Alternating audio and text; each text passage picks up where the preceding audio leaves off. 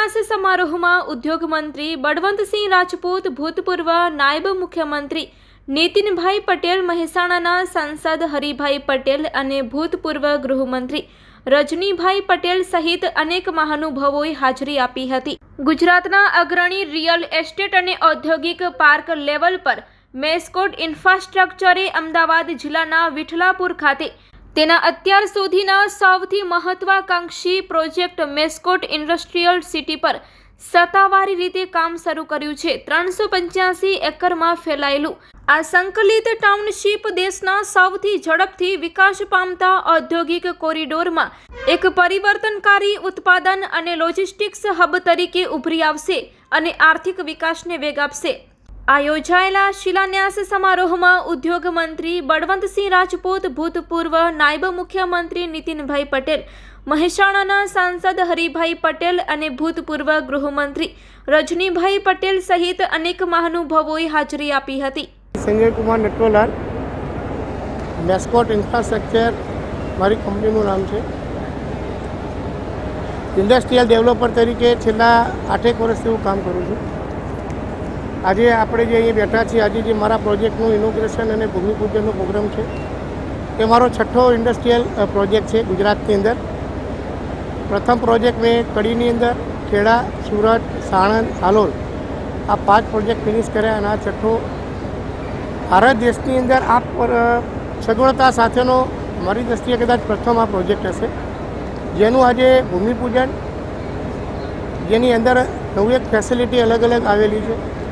ડોર્મેન્ટરી, 1 BHK apartment, 2-3 BHK apartment, food mall, shopping mall, hospital, hotel, petrol pump, industrial એને title clear fully developed plot.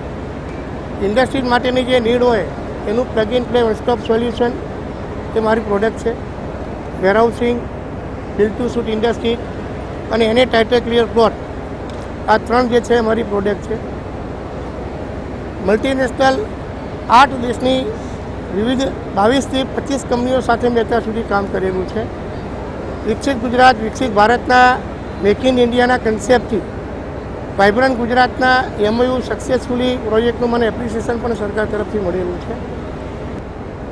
Vibrant Gujarat એક એવું માધ્યમ છે ગુજરાત સરકાર દ્વારા કે ઇન્ડસ્ટ્રીઝ માટે એ એક એવું પ્લેટફોર્મ પૂરું પાડે છે, જે એનો પ્રત્યક્ષ સાક્ષી રહેલો છું.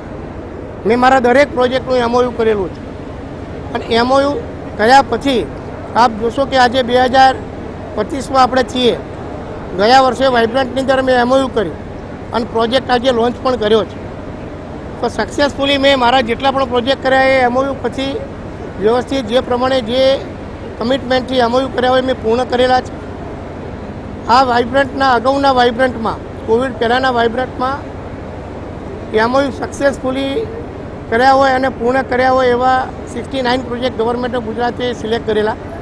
એમાં ઇન્ડસ્ટ્રીયલ ડેવલપર તરીકે જે કોફી ટેબલ બુકનું વિમોચન કર્યું હતું, એમાં મને જે છે સિલેક્ટ કરવામાં આવેલો, મને એપ્રિશિએટ કરવામાં આવેલો. સરકાર દ્વારા MOUના માધ્યમથી ગુજરાત ગવર્મેન્ટ એક મોડલ સ્ટેટ છે. બહારથી આવનારી કંપનીઓ અથવા અહીંયા જે એક્સપાન્શન કરનારી કંપનીઓ, એમના માટે એક સારામાં સારું પ્લેટફોર્મ છે એનું સાક્ષી છે.